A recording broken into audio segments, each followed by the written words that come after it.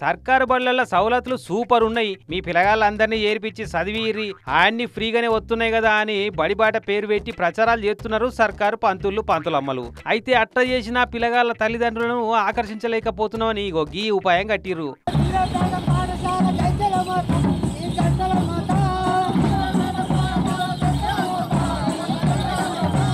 ఖమ్మం జిల్లా కూసుమంచి మండలం జుజ్జులరావుపేట ఊరి సర్కారు బడి సార్లు టీచర్లుండి ఊళ్ళే ఉండే కళాకారులతోటే పాటలు పాడించి పాంప్లెట్లు పంచిపెట్టి ఫ్లెక్సీలు కొట్టించి ఊరంతా తిరుక్కుంటా ప్రచారం చేస్తున్నారు. గిట్లా 3-4 రోజుల సంది ఊరంతా తిరుక్కుంటా బొట్లు పెట్టి మరీ ప్రచారం చేపిస్తున్నారు.